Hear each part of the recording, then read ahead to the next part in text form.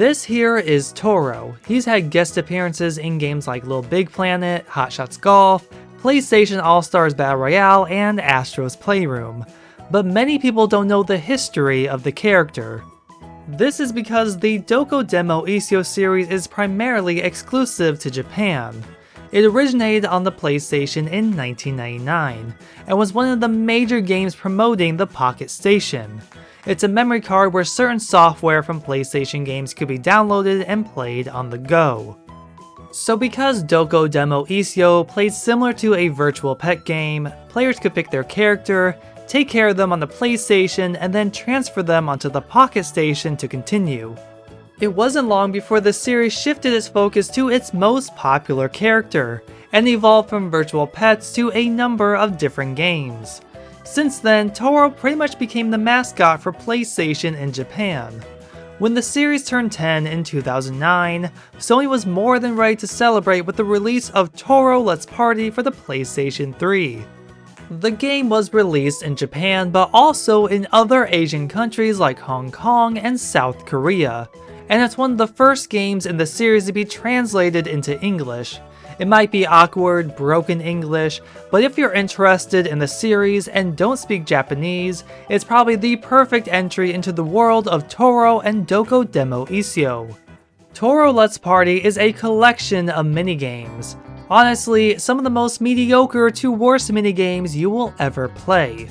To be fair, they do work, but majority of these are not enjoyable. About half require those horrible Sixaxis motion controls. If you know anything about Sixaxis, it's not good.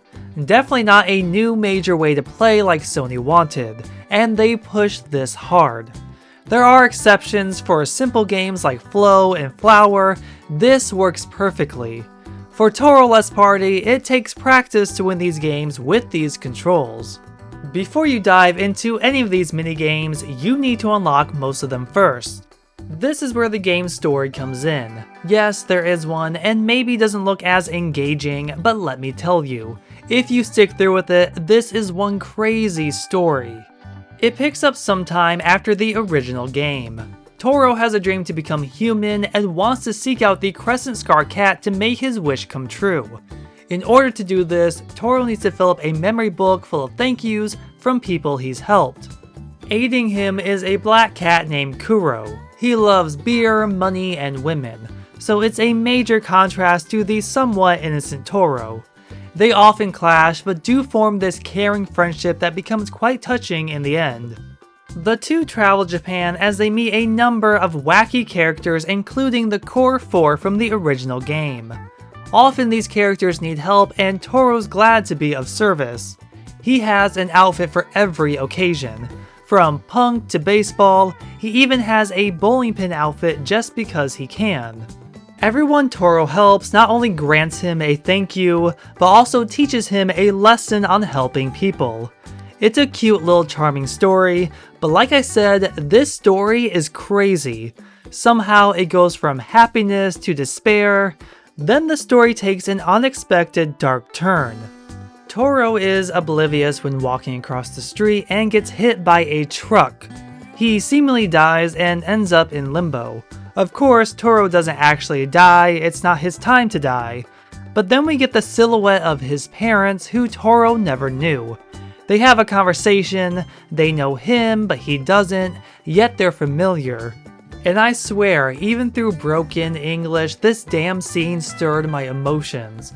I think because it was so unexpected to the rest of the game. You have these happy and bright designs of the characters and the world, and then Toro dies. It made me think about my own cats, and it became this whole thing. This is how majority of the minigames are unlocked. Each character story has a minigame that corresponds with it. There's a lot to play, but none of the games ever really stand out. What I do like is how the games reflect Japanese culture. I mean, it only makes sense. The game takes place in Japan, it's just dripping with culture, which I have always admired. So if you know anything about Japan, you should know that baseball is their most popular sport. I'm not a fan of baseball video games, but in Sandlot Baseball, all you have to do is hit the ball. The only difficulty is in the types of throws Kuro hits at you and when to swing. Everything is pretty much up to chance as soon as the ball goes flying. Some games were easy to rack up points and get home runs, and in others, the other team caught the ball or it went out. I never liked this game at first, but I really grew to enjoy it. Something like tennis is pretty basic. Opponents get more challenging, but as cute as the characters are, you can find a better tennis experience elsewhere. Then we have some of the worst games, at least the games I thought were pretty bad and some I absolutely hated. Putter golf is horrible, just avoid it. It's easy to overshoot the shot and get the ball out of bounds. There are no boundaries preventing the ball from going anywhere, mostly bumps and hills, and it took way too many tries and very little patience to get the ball in the hole. I have never finished putter golf and I don't plan to. In Merry Christmas everyone, Toro delivers presents while avoiding falling snowflakes. The screen is always moving and you need to line up the present to the chimney, sometimes multiple times to chain combos and earn extra time. If Toro or the reindeer are hit by snowflakes, you lose precious seconds or slow down, and it just becomes a bit too much. Other games replicate this format and do it better. Goblin Toro slices up hearts while avoiding falling stars, or in Shooting Angels you shoot at hearts and avoid skulls.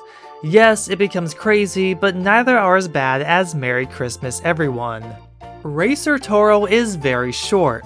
This simple 3-lap race should have that arcade-like feeling, but getting into first place never happens, at least for me. I've had second place, but first place is always the fastest. You do have 3 types of vehicles to pick from, and some are better, but it doesn't make me feel that need for speed. Now I'll admit that Fantan is a car game I've barely played, and it's because how long it can be and how annoying it can be when the opponents trample you.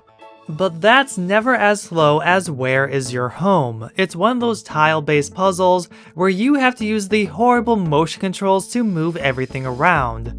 The goal is to get Toro back to his home and there's a set amount of time you have to do it in. However, there are some I actually did enjoy. Stretchy Snake has Toro eating apples and in doing so, his snake tail gets longer. The longer it becomes, the more challenging moving around is. Run into your tail and it's game over. Ball Toss has you in teams trying to throw as many red balls into the basket as possible.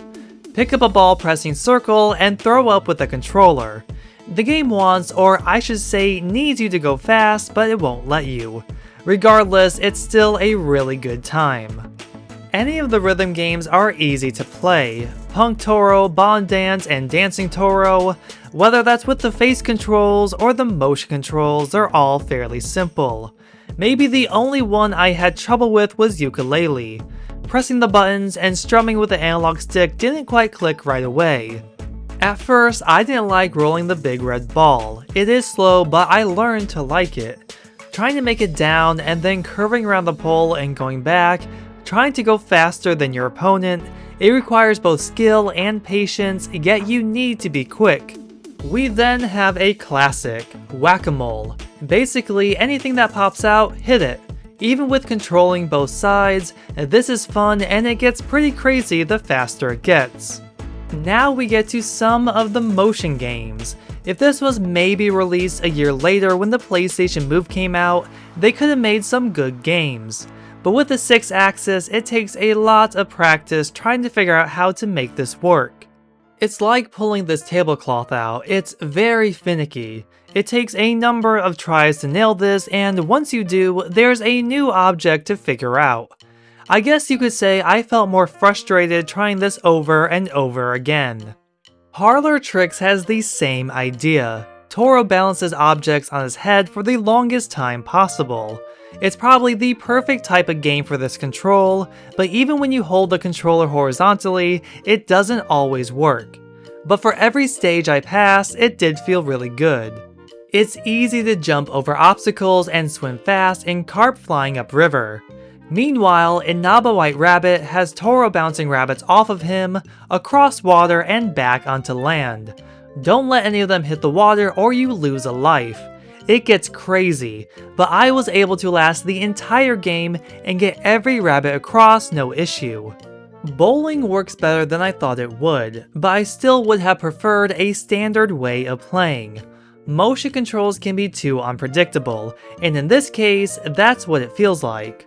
Ball lifting is all about timing, but the biggest issue is how slow the ball goes up and down.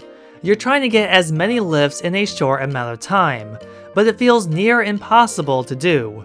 There's good and bad when it comes to free throw. Each distance away from the hoop has a number of shots. This is needed to judge on how hard to jerk the motion controller to throw.